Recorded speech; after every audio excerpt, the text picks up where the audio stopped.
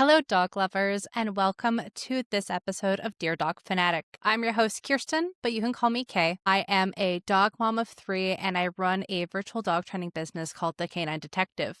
The stories we'll be reading today are from the bridezillas subreddit, which I thought would be rather fun as I am getting married this year, and it is one of my favorite subreddits to listen to other creators give their takes to. And with the rise in popularity of people both having dogs and including dogs in important moments in their lives, like weddings, I thought we might come across some interesting takes. So buckle in and down the Reddit rabbit hole we go. The first story is from Packsad3473. Is it me or her or both? It's in the Bridezillas subreddit, but they do start with the am I the a-hole for not wanting to go to my best friend's wedding after a pet medical emergency? Oh no. Let me set the scene. I have been nothing but supportive and helpful with my best friend's wedding. She's had meltdowns and I've gotten her through them. She's had doubts and I've gotten her through them, and so on and so forth. I've helped her plan everything from the beginning and had all intentions of going. It's a week before the wedding and my dog has a huge medical emergency. Money was spent, but we do what we have to for our fur babies, right?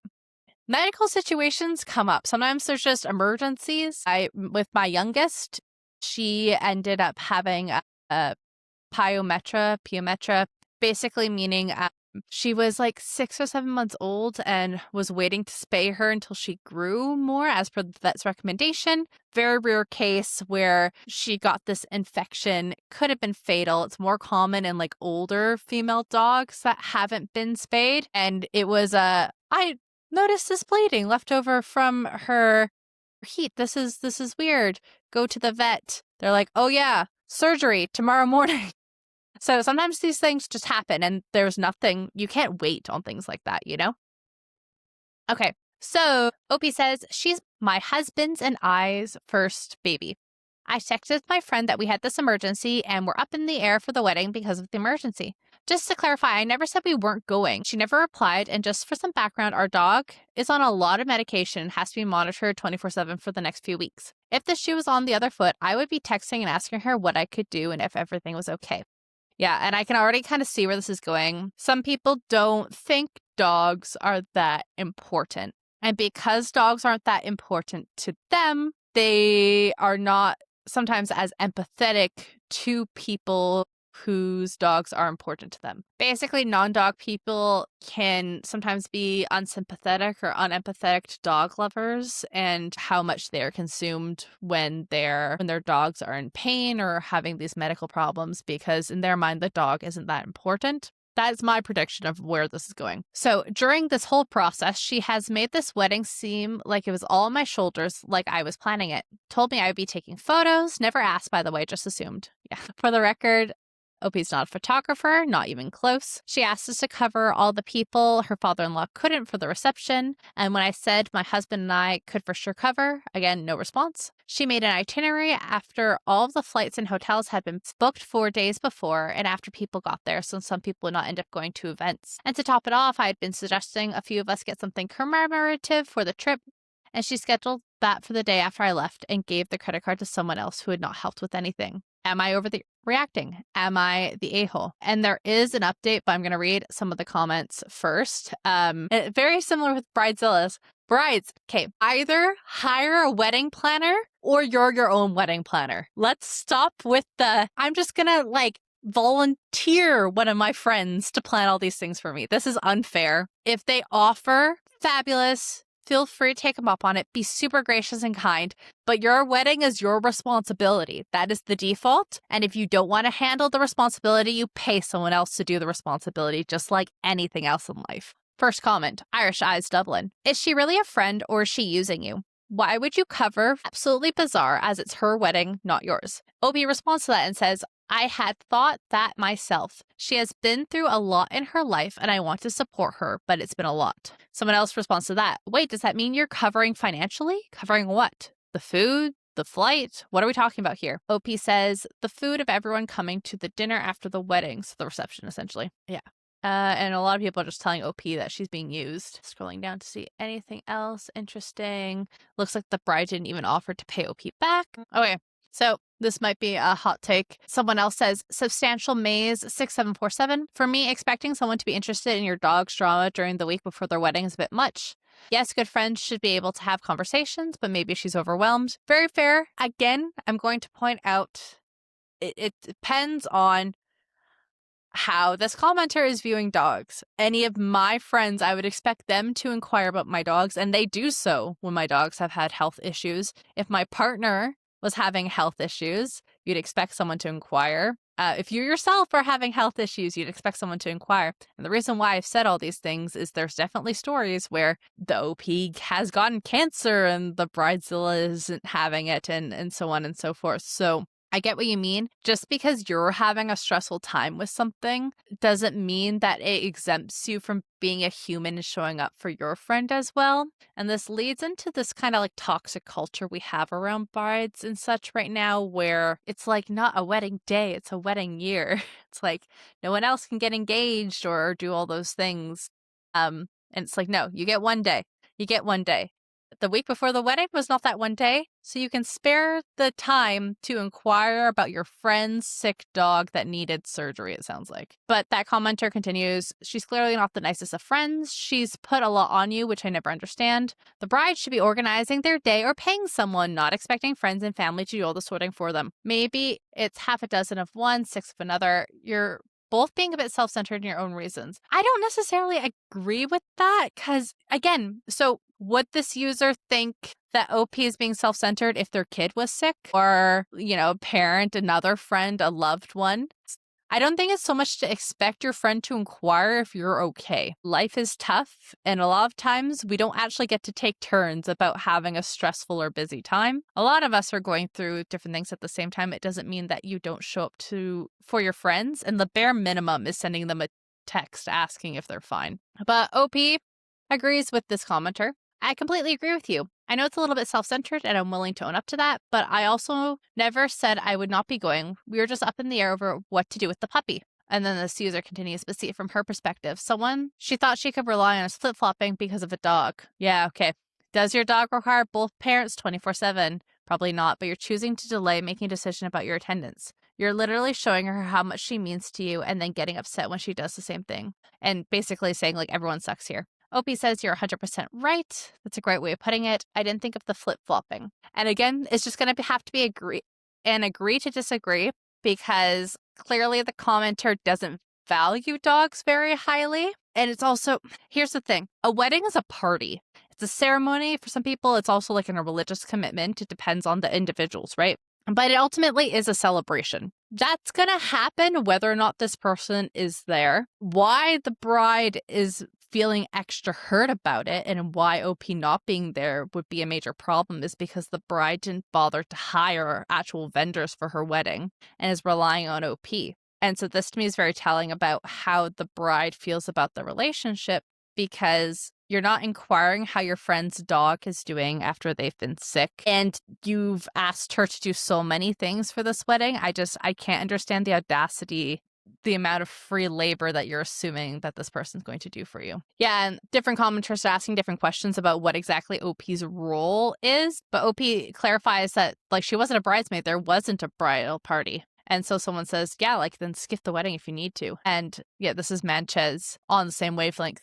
Maybe I'm an insane dog parent, but if any of my friends texted me saying they weren't coming due to their dog needing medical attention, I simply wouldn't question them. I would let them know I would miss them, but understand priorities. If she throws a fit over this, just let her be mad. No offense, but it sounds like she's only mad because you won't be her wedding slave that day. Yeah, that was the impression I was getting. Some Molly Tibbs responds to that, saying, my aunt canceled coming to my 50th because a thunderstorm was predicted and she didn't want to leave her dog alone. I totally understood. And this I feel like is a good comparison.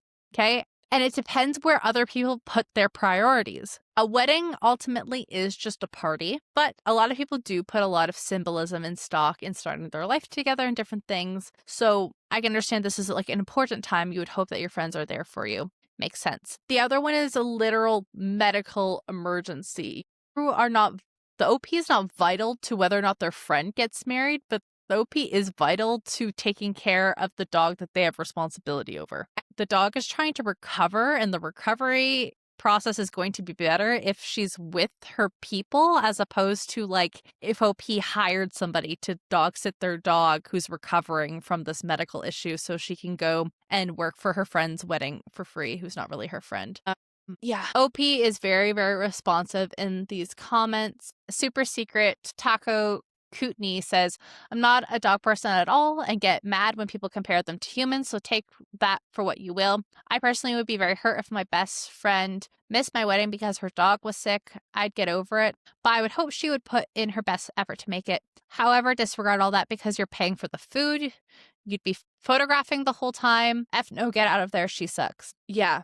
And again, so clearly I am a dog lover, and this channel is for dog lovers. It is okay for everyone else to not be a dog lover. What I have a hard time with comments like this is not necessarily that other people don't prioritize dogs in the same way that I do, in the same way that OP does. But clearly the dog is very important to OP.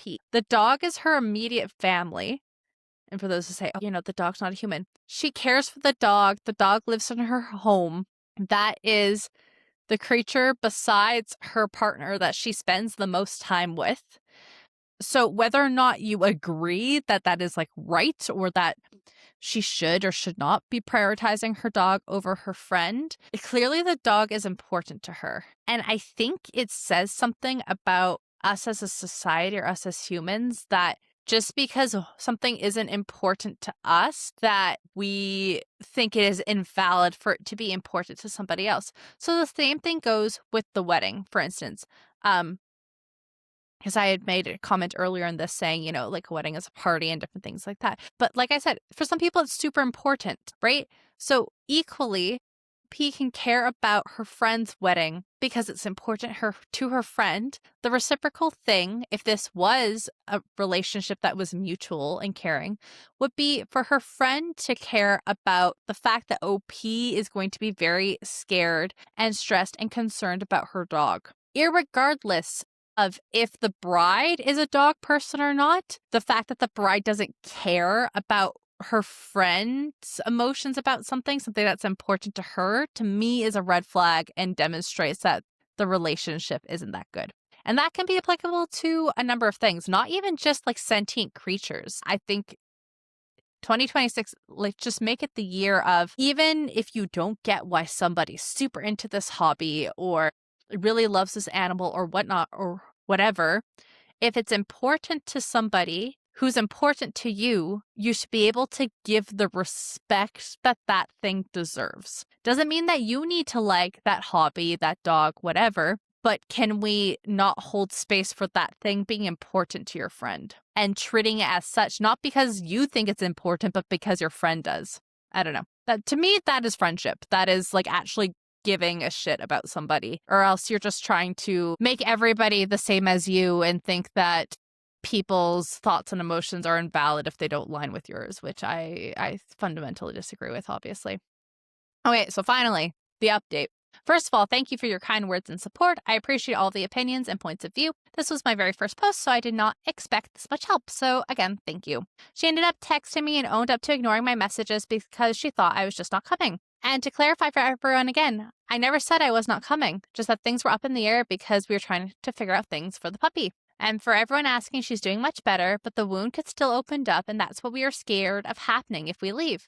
We don't want that stress on somebody else. Yeah, so again, that's my point. Like, it's not, the dog's going through like a medical emergency episode. That's not the ideal situation of, speaking of someone who has dog sit dogs and boarded dogs, sometimes like things happen. Worked for multiple boarding facilities. I have some stories, but very rarely, if ever, does somebody decide, hey, I'm going to, in this case, like, go on vacation or like leave my dog with somebody so that way I can go and do this thing when my dog needs medical attention. It's a weird situation. And OP had said, and comments went on, but like the wedding was a few states away. So it's the equivalent of the OP going out of town and leaving their dog with the dog sitter after their dog has had surgery or needs this additional medical attention. It just doesn't make sense. Okay. OP says, thanks to my wonderful in-laws, we will be going to the wedding. We are drawing boundaries, so we're not taking advantage of. We're considering this a mini trip for ourselves with a wedding while we are there. I also get to see two of my best friends who live on the other side of the country. I don't want to miss out on the opportunity to see them.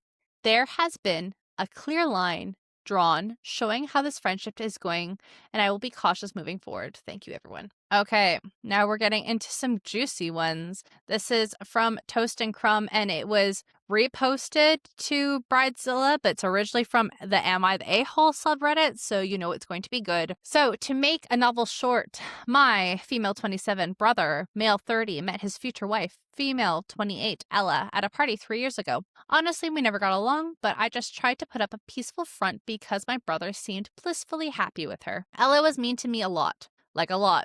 She would make comments about my weight, my makeup, and especially my dog. She hated animals and hated that I would bring my lab, Toast. Toast is such a cute name for lab. There was this Frenchie puppy back when I was a dog walker, and her name was Toast. Imagine like this little puppy that's Toast. And Toast didn't like walking when she was little. So when any of us dog walkers go to pick her up, we'd have to like get her, take her from the crate, walk her to the car until we go to the trail. But yeah, Toast is such a cute name for dog. But basically, OP brings Toast the lab to their parents' and brother's house. When the two got engaged, she asked me to be her maid of honor since she has no sisters or many girlfriends, and since my brother seemed thrilled, I obliged. Yeah, many red flags of she's a bit of a bully to you off the top, and B, the fact that she doesn't, like, obviously sisters, you can't control that, but that she doesn't have many female friends at 28, combined with her being mean to you, not a good sign. Few red flags. OP continues, what I failed to realize when I accepted the role was that her maid of honor meant planning the entire wedding. Yeah, okay, can we stop? Sorry, I know this is supposed to be a dog thing, and these are dog related, I promise, but no. Your bridesmaid and maid of honor is not your wedding planner. You're planning your own wedding, or you pay to outsource. You should not ask someone to be your maid of honor or bridesmaid with the expectation that they're going to perform free labor and be a wedding planner for you. And for those that think this isn't a big deal, if it's not a big deal, then pay the money to hire an event planner. And they're not doing that. You know why? Because they want to say the thousands or tens of thousands of dollars it would be to pay a professional to do this service, which means that that's effectively the opportunity cost that they should be paying their friend to do this service, because it's going to take them that amount of time and money to put this all together. Yeah. So OP is booking venues, florists, jazz band, everything. Yeah. Even worse, she expected me to put it on my credit card. My brother and her are not exactly well off, and since I have a well-paying job, I don't mind holding the deposit, but it was starting to add up a lot. Yeah, and don't do this either. Again, one of the reasons why you would have a professional do this is they're also managing the money and the budgets and the accounts. Every time OP asked Ella about it, she would just say it would be paid back by her parents before the wedding. Well, flash forward to last week, about 3 weeks before the wedding, and she's unbearable to be around. She can't last more than a few sentences before snapping at anyone, so when I, of course, brought up the money, shit hit the fan. This is the other thing, too. This lady has no reason to be gripey, like the bride, because the reason why bridezillas get such a bad rep, obviously because of the behavior, but why they're even pushed to that point is because they're stressed, because wedding planning is stressful, and it's like you take on an additional job, at least a part-time job for the year beforehand, with a lot of how these wedding stories go.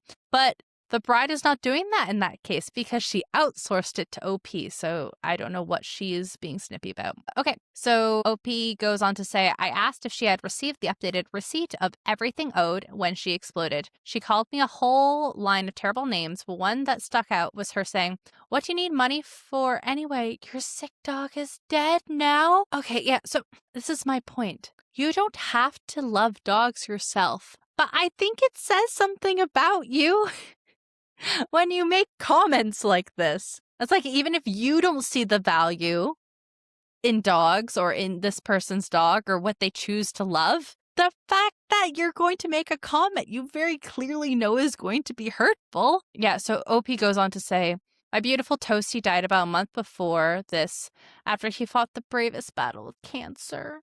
He was my soul dog, and I was devastated. I don't like this bride. She was a jerk all the way through, but so OP says, I blinked at her and simply left the room, having no energy to even respond or to say something cruel. I went back to my car, and after the 20-minute silent drive back home, I parked the car and immediately called the vendors and canceled any deposit under my card. Every single one. After almost 20 calls, all that was left of her wedding was the dress and the flower arch. I texted my brother a short explanation. I told him that every vendor would be contacting him if they wished to keep their services, and they were now responsible for covering everything, and that I would no longer be attending. It was a matter of minutes before my phone started to explode and I just turned it off.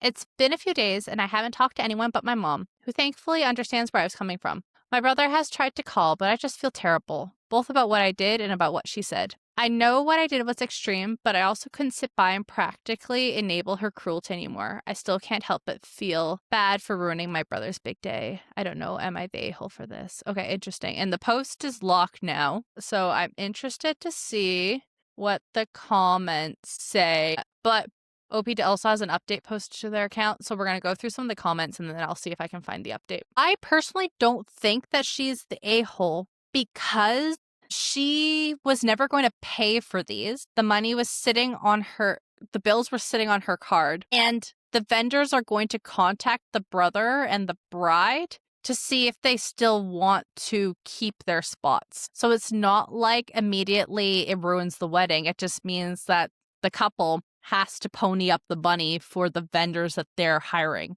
which I feel like is very fair. One of the comments is Logic Allies, who says, not the a-hole.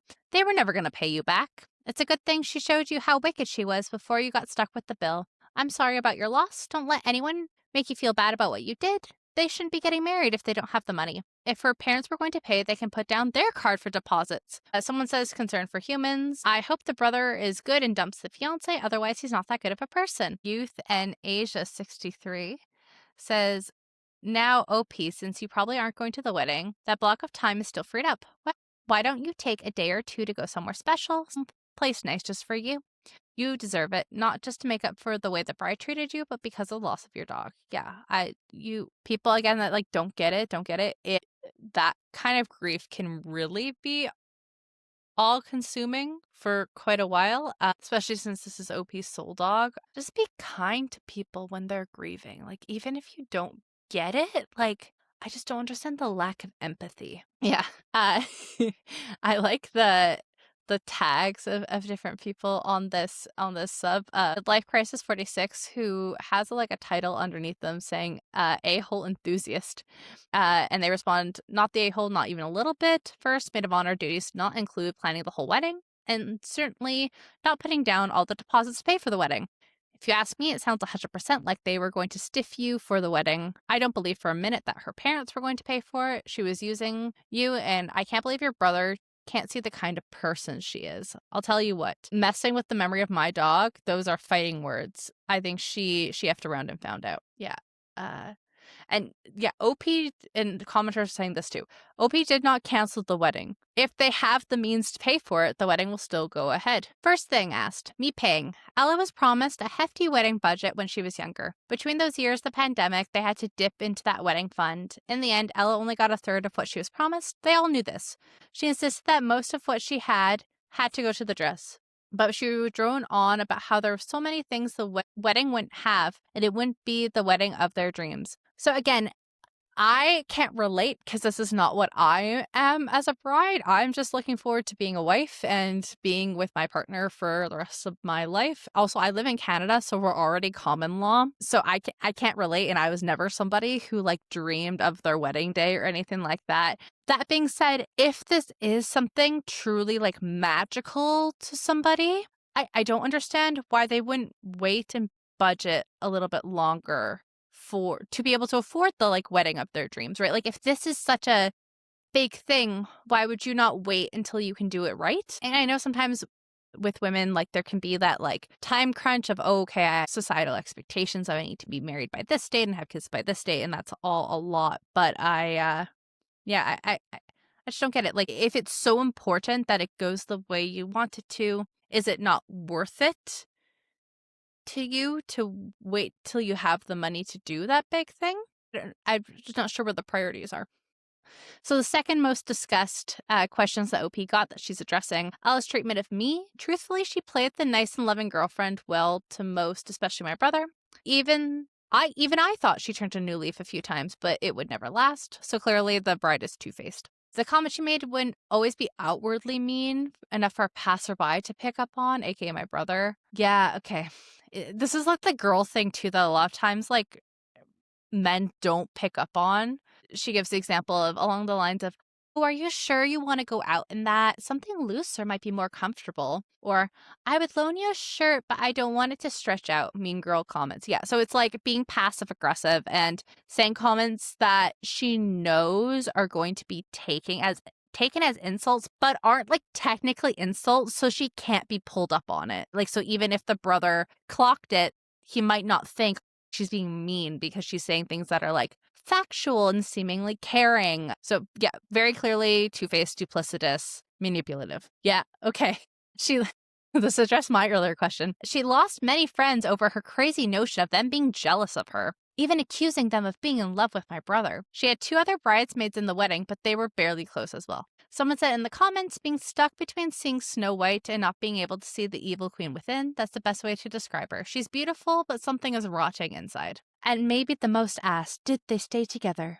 I caved and finally answered my brother last night. From what he said, they were on a break. My brother had picked up on a few instances of her acting questionably, but hoped it was wedding stress. She was fuming when he found out what she said. I do know she no longer has the ring.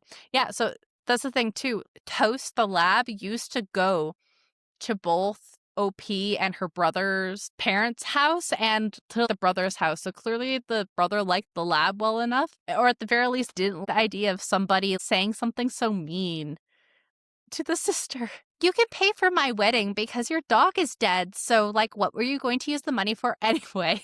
Is basically what the bride said to her. Even if you don't like dogs. But this is very clearly like a mean thing to say. OP puts in brackets, our relationship is definitely going to need some repair, but I think after a long communication break and setting up better boundaries for partners and respect to siblings in the future, we should be okay. Yeah, like, you're not paying anything for your brother on your credit card again. That should be a line. OP says yes, she did lose some money, just as predicted. The bride hoped I would end up gifting the payments anyway. Ella had told my brother that she was waiting for a surprise check from her grandparents to completely pay it off. Check didn't exist. Thankfully, the no longer would-be in-laws have agreed to sell the dress to pay me back for what I did lose instead of legal action. And to my boy Toast, all of your sweet comments made me cry for an embarrassing amount of time. I hope I made him proud. There will never be a day I don't defend that dog with everything I have. He is being lovingly remembered by his family and his little brother Crumb. Yeah, a lot of condolences for people in the update. Condolences about Toast, and glad to hear about, that the brother is seeing his fiance, question mark, for like who she really is, and that Opie's gonna get her money back. A deleted user says, why am I crying reading this? I have a 2-year-old lab who is now my entire world. My heart hurts that someone could be so cruel about the loss of your sweet boy. I'm sure you gave Toast an incredible life, and I'm glad that you still have Crumb to cuddle as you remember your sweet boy.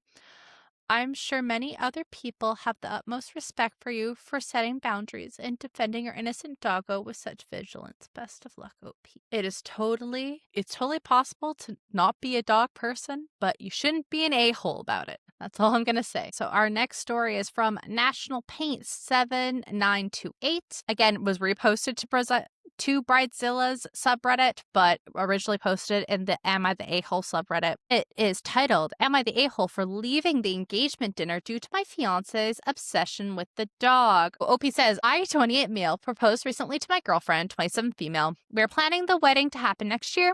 My fiance has a 5-year-old golden retriever mix. I had a few bad experiences with dogs as a kid. Her dog is very friendly and he gets all the attention from my fiance. So again, this is interesting. I think that dogs are similar to children in that ideally both parties should want them equally, right? We know that it's not a smart idea for somebody to like really, really want kids and be a really, really involved parent, and somebody to be like, yeah, dear, whatever you want. And obviously we can get that intuitively for humans because we know like the psychological implications that will have on a child because they pick up whether or not they're not wanted. And don't get me wrong, dogs can pick up on things too, but like I said, not everyone cares as much about the dog's emotions. And again, that is totally okay. I just think from the people's perspective, compatibility is super important. So I think that even without reading the rest of the story, I think the lady that has the dog should be with somebody that likes dogs. And the OP, if he has bad experience with dogs and maybe doesn't like dogs, would probably be more compatible with somebody without a dog. But I might be making a snap judgment based off of too much time on Reddit and other like similar stories. So let's get into it. So the fiance was apparently denied some jobs that wouldn't let her work from home as she is worried about the dog. The OP works from home 3 days a week and she only texts asking how the dog is. Oof. Okay. Not good. She should not just be inquiring about the dog. I'm also very curious though, like, does the OP text her? Because like, if you text her being like, hey, hon, like, how you doing?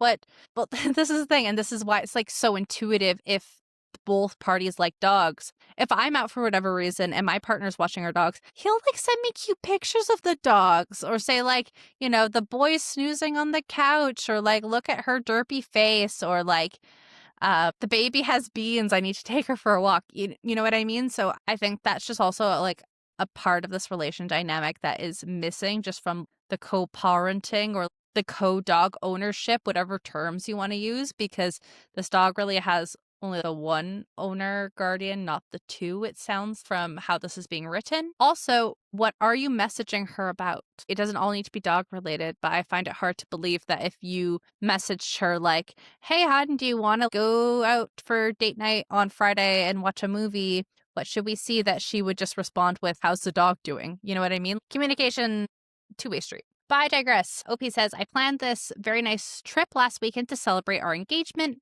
I booked a nice hotel and made reservations at a nice restaurant. One of our close friends stayed with the dog. My fiance asked her to text with an update every 2 hours.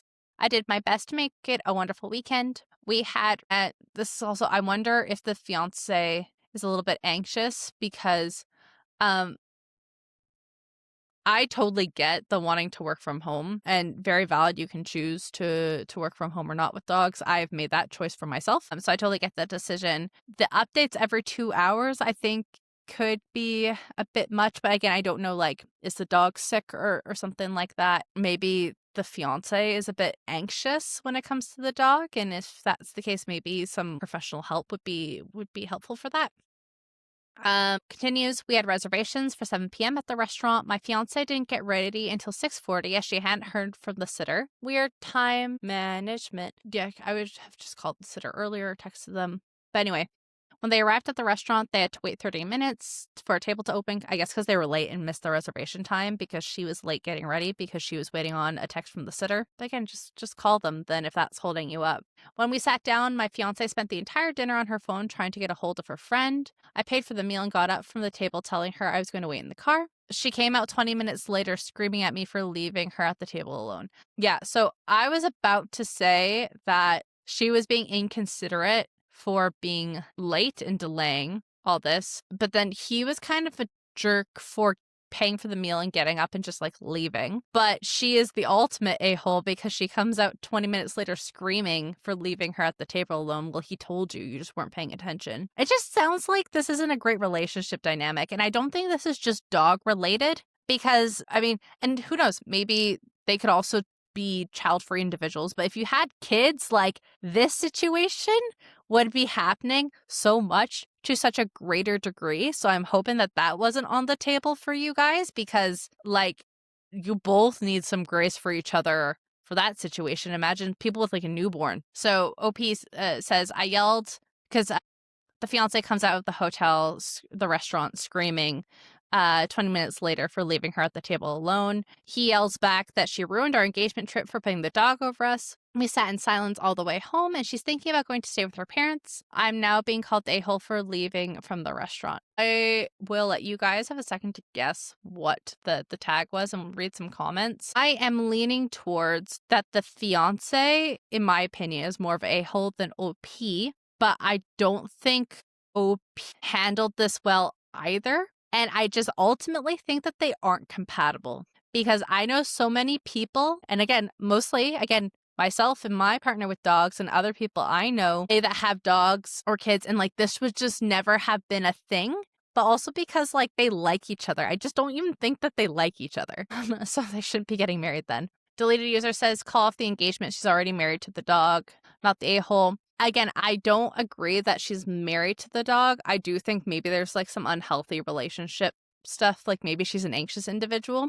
But clearly they're not compatible. Their priorities aren't aligned. As somebody says, I think you pronounced their username Predator, has some numbers in it. This is only a preview of what having kids with this woman would be like. Helicopter mom to the extreme, hard pass. Yeah, and so this is what I was saying is it sounds also your guys' parenting styles would not be compatible at all either. This is a cool username. Catherine the Great replies to this thread being like, I love my cat to the point where I have a hard time being away from her for more than like 2 days. She probably doesn't care, but I get separation anxiety. I definitely don't want kids though. I can't exactly just leave kids with a big bowl of food and F off somewhere for the weekend because that's generally frowned upon by law enforcement. And Narwhals for Life responds to that comment saying, me having a cat reinforced that me having a kid would be a bad idea. I get so anxious about leaving her alone for a weekend if she gets sick. I also get touched out with a cat as well, adding the many reasons to why I don't get kids, why I don't want kids. Yeah, super relatable. And I can definitely, very similar to myself. I'm not helicopter-y now. I was so more when my guys were a bit younger. And it depends who I'm leaving them with. And so I think, who was watching her dog? Yeah, so I was thinking it's a pet sitter. This is also like, I understand because I would also probably be like this as well, a little bit to some degree, if it's a pet sitter that I don't know. If I was leaving my dogs with my parents or my brothers or like some of my friends that I know are dog savvy, then not so much because I know that they know what they're doing. But for a stranger to be watching your dogs, I could especially since she works from home, spends so much time with her dog. She doesn't like leaving her dog. I can understand why she would be very anxious about it. But again, I think that if the OP was invested in the dog as well and was invested in his fiance's feelings, he would know this about her by now because hopefully, I mean, they're in their late 20s, so they're not young, but it doesn't say here how long they've been together in the post. If you are wanting to marry someone, you should theoretically know them well enough to be part of this planning process. Like if you've planned this whole thing, you planned this whole trip about going to the restaurant and this nice weekend trip, hotel. Okay, one of our close friends stayed with the dog. So it's not a dog sitter. Gotcha. I was just going back and rereading this. Don't get me wrong. She's definitely more in the wrong. I don't think that OP is necessarily an a-hole. I just don't think that they're compatible at all. And so someone had commented calling her saying that, that she's a helicopter mom. And someone replies to that saying that they think the opposite. They don't think that she's a helicopter mom. They think that the OP is somebody who would come home and find one of their kids socked out all the tasty drinks under the sink and the other kid is not home. I dog sit often. I would laugh in someone's face if they required this or charge them an extra $30 for each update.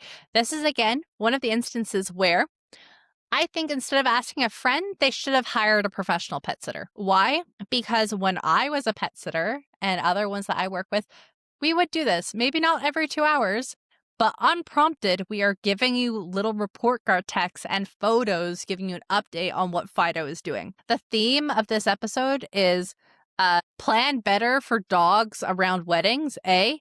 B. Hire the professionals. Yeah, so somebody...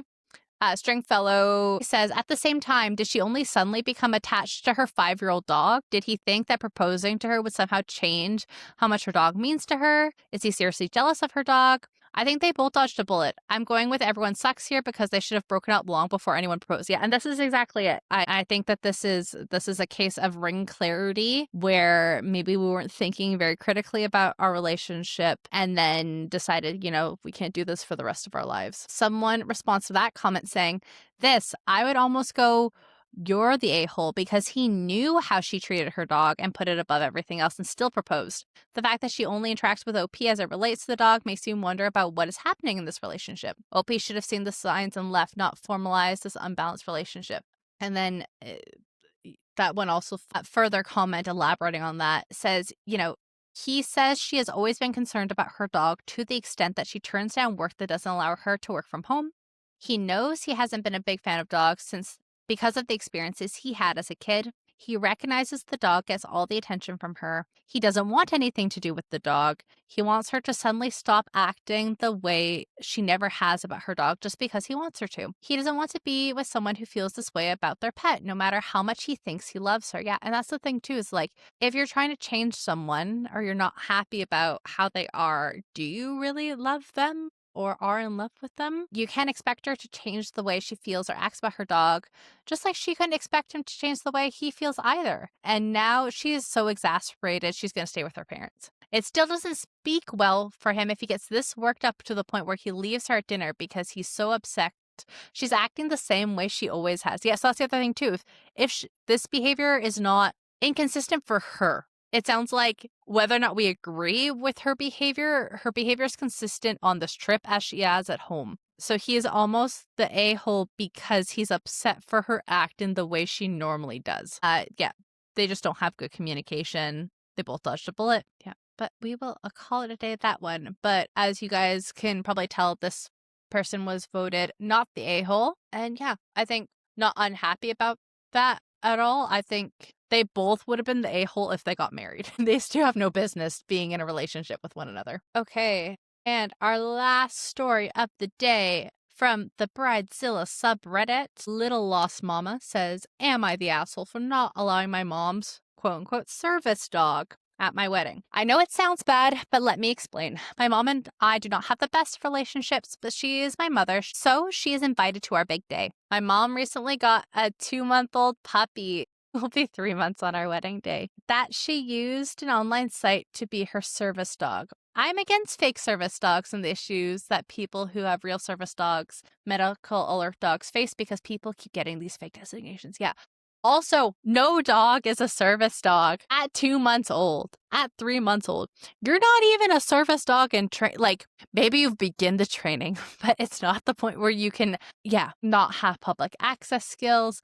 And don't get me wrong, the regulation, I don't know where they're posting from. The regulations per country differs, even from like Canada to the USA. I'm actually in a working group for somebody who is developing like some standards for what an ADHD task trained service dog would look like in the UK. And yeah, even like UK to Canada, what the regulations look like around service dogs are so different. So I shouldn't be so quick to say, but the puppy is not going to be task trained or being even in the position to like start being task trained by 3 months. Also, that pup is not going to be fully vaccinated. Talking about like responsible breeders, and who knows if they got from a breeder or a rescue, but like 8 weeks is the absolute soonest a puppy should be leaving their mom. If they can stay for a bit longer, it is better for their like social development. A. B. Puppy is not fully vaccinated until 16 weeks. So it's also not great for the puppy for them to be going to this wedding. Like maybe if the puppy was pushed in a stroller the whole time, sure.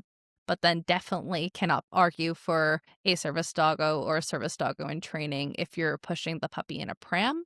Feel free and correct me if I'm wrong in the comments, but I'm pretty sure it would be difficult, if not impossible, for even like a proper service dog to be able to perform their tasks from like a dog buggy. I think if a dog got to that point, they would probably be retired or washed. But again, feel free and correct me if you yourself have experience or knowledge in that area. Puppy is now her emotional support animal, and she asked if the venue would be okay with her bringing her puppy to the wedding. Every time I tried to tell her no, she would interrupt me, going on and on about how well trained the puppy is, how it'll stay in her lap, how the venue can't deny her as she has all the paperwork, and on, not letting me say anything. This is also again, it depends on the country, but service dogs, like, they don't have paperwork. This is a whole TLDR. Service dog paperwork is fake. The closest thing to paperwork one could maybe have is saying that like, oh, that you paid a company to train this dog for you, that you bought the dog from the company or what have you, because some service dogs are owner trained and some are trained by facilities. This is very common, especially for like guide dogs. Again, the name of these organizations varies by country, but like guide dogs for the blind and what have you. So like that would be the closest thing to paperwork, would be that this dog went through this particular program.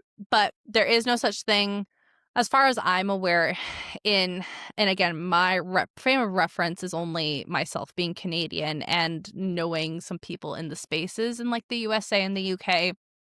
But especially for owner trained It's not a license where it's, hi, here's my service dog card. And it's actually illegal to be asking for these things. And it creates a whole bunch of issues around access and what a venue is or is not allowed to ask somebody with respect to their disabilities and what the dog does. So there's a lot of regulations around here. But back to the story, the bride says, or the OP, I talked to my fiance after I hung out with mom, and we both agree it is not appropriate to bring a puppy to the wedding. And we don't want to have the ceremony interrupted by barking or any of the things that could arise from her pet. My mom has never trained any dogs as she previously had, and has never been a good pet owner, keeping up with medical needs, getting rid of pets once she is tired of them. Oh, yeah, this is not good. She probably got the dog from a backyard breeder because an ethical breeder would not have placed this puppy in this scenario, A, and B, like a rescue would have vetted the mom more and would not have placed the puppy in that scenario either. But OP says that they know that the 1 month that their mom has had the puppy, there's no way that it is trained and would be able to be as well behaved as the mom's claiming. Even when we were on the phone, the mom was complaining at the dog for jumping on her and playing. Yeah, because they're a 3-month-old puppy. That's what they do. Yeah, that puppy's not going to be any different behavior-wise training a month from now. Like maybe someone who knows what they're doing, but Obi continues, I do want to say we are having a very informal event. Children are welcome with special things planned for them. And if anyone had a medical alert or assistance dog, they would be welcome with open arms. My issue is just that my mom's online registered emotional support puppy that I'm certain is not trained. Yeah, that just sounds like a mess in so many respects. Opie says that they sent their mom a text apologizing but stating we do not feel comfortable with pets being at the wedding. There will be too many people, lots of kids. So a lot of food and dancing, music, too much going on. She is now not responding for me, and I am sure I have upset her. So I want to know, am I the a-hole or bridezilla about this? Yeah, and it's not posted in the Am I the A-hole, so there's no like official posting. There is an update that is even longer than the post, but we are going to read some of the comments first. The Duramators says, not the a-hole. In what world is a 3-month-old puppy a service animal of any kind? Unless its service is chewing slippers and peeing on your carpet. Representative War 429 says, yeah, I watched a documentary on service dogs and they are just being selected to be a candidate at 3 months old. And that's why I'm saying, like, if you get your dog from a reputable source, a lot of times the puppies aren't even going home at 8 weeks. It is a lot closer to 12 weeks, that 3-month mark, because it's a crucial development period. It's better for them to stay with their litter mates and their mom for the social development aspect. Also, their little personality develops because they're little potatoes at like 7 8 weeks. And while their personalities do start to develop, they become much more pronounced in the next month. Yes, if you could not tell, I got all of my dogs around the 3-month mark when they were puppies. And the importance of this is we almost got Kronks. Ooh, you're gonna rip out my headphones, buddy. Yeah, I'll support you this way. Hi, I know. I almost got Kronk's one sister, and then I almost got his other sister, and then we settled on you, right? Yes. And that whole process was because, their little personalities developed, and me and the breeder discussed, actually, he's going to be a better fit for what I'm wanting rather than the girls. The personality is important. It takes time for it to develop. There's no freaking way a 3-month-old puppy is going to be in a position to be doing public access work, even like public access training. It's like they're not quite there yet. They're not vaccinated. You're not a trainer. You don't know what they're doing. The most you could be doing is some like socialization and some classical conditioning, really, at this point. But I digress. Someday might come response to this thread about 3-month-old service puppies saying, yeah, Netflix pick of the litter has a great one about guide dogs. They're just being raised by families at that age. They're barely trained. They cannot be service dogs at that age by default. Check out the documentary. It's very cute and interesting. And then, yeah, Dura, the original commenter, mentions the ones that don't make it through training go up for adoption. I've seen them out training occasionally. Trying to stop a puppy from sniffing everything in sight isn't easy. Yeah, and this is the important thing. A lot of times dogs really only start being proper service dogs a lot of times closer to the 2-year mark with adulthood. A lot of service dog prospects, that's like dogs that have been earmarked, puppies that have been earmarked that they likely would make good service dogs, wash, meaning that they like basically fail the program for a variety of different reasons between their like first and second year, like during their adolescent period to adulthood, for a variety of reasons. Sometimes it's being too friendly. I'm sure you guys have met a police dog that have flunked out of being a canine because they're just too friendly. Yeah, there's a lot that goes into choosing a dog to be a good candidate. Some of this can be taught and shaped, but some of it is fundamental to their personalities and temperaments and who they are as individuals. So 3-month-old puppy, not a good indication of this is going to be like a good service dog candidate or not. Yeah, someday might come response to that comment saying, yes, also some of the ones who are too hyper for being guide dogs become bomb sniffing dogs or police dogs, whilst others become seizure dogs and PTSD service dogs. Yeah, so this is also, it is also, there's a variety of different kinds of service dogs. So certain temperaments are more aligned with certain tasks and duties of a particular kind of working dog or service dog than others. So there's a lot that goes into it. Yeah, a lot of people just sharing their experiences with their own puppies and service dog. And one of this user, the Caro, says that their best friend's son has a service dog at 7 years old and their replacement dog in training is 4 months old. And this is, again, very common because service dogs are medical equipment. They are used for, like, they have tasks. They have tasks that they are performing for their handlers. So a lot of times there's a transition period where before your current service dog retires from doing their duties, you're training up their replacements so that way you're not without your medical device, right? So that's what's going on with the 7-year-old dog and the replacement, SDIT service dog in training that's 4 months old. And Karos has a puppy, and the service dog in training at 4 months old is also a puppy. There's a difference. The service dog in training is literally bred for obedience. Service pups and pups are not the same. And nobody in the right mind would believe a puppy is a service dog. It takes literally close to 2 years to train and place dogs. Hot button issue for me and OP's mom is the exact person who pisses me off. Yep. Okay, now we're going to scroll back up for the update. First of all, I just want to thank everyone for responding. I'm overwhelmed with how many people posted back to me and wanted to try to answer and provide a bit more.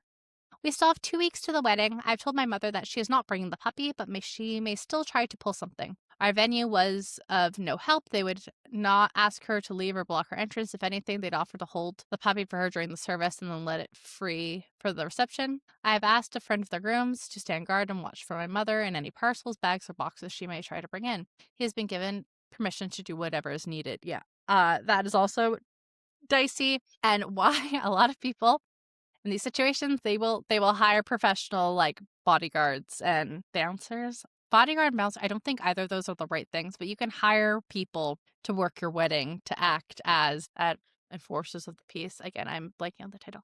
Sir, you cannot sniff the mic. They're going to pick up your sniffles, and it's going to be hard for them to see me. Opie continues. For those that ask if this is my hill to die on, or say, it's just a puppy, worry about other things, or it's your mom, all I have to say is she is 60 years old. She has lived for 6 years without an ESA with no problems. She has only had this puppy for a short time.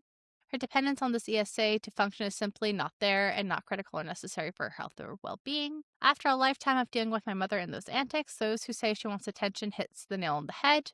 This is my mother's attempt to have something special to draw attention to herself. She has had 3 weddings. It is I guess she's been divorced or remarried a few times. This is time for us to celebrate the love of my fiance, our children, and myself. We have saved and had long engagement to ensure that we could do things the way they want them. Yeah, responsible bride over here. If you want things to go a certain way, we save up to have the wedding that we want. We are doing all of this financially independently and simply want a good time with good company and without having to worry about silly stuff like a puppy yipping during our wedding video, or darting under our feet during our first dance, or jumping on someone with muddy paws. I'm already prepared to deal with other stuff my mother will pull, but yes, this is my hill to die on. We'll update again after the wedding, and we have that update. To be honest, I had forgotten about this post in the middle of all the wedding stuff. My mom was on probation at the time of my wedding and would have to get permission to travel to where we are. Oh yeah, so there's like extra tea where the mom has for sure, yeah, on probation. She's clearly on thin ice with police or something or other. She asked that I lie to her PO, like parole officer, and tell them I was paying for the travel since she was not paying her fines and being non-compliant on what was required of her. I absolutely would not lie for anyone, and when I called and spoke to the parole officer lady, I told her no, I was not paying for travel. And no, if the parole officer denied the travel papers, I would not be heartbroken and not having my mother attend.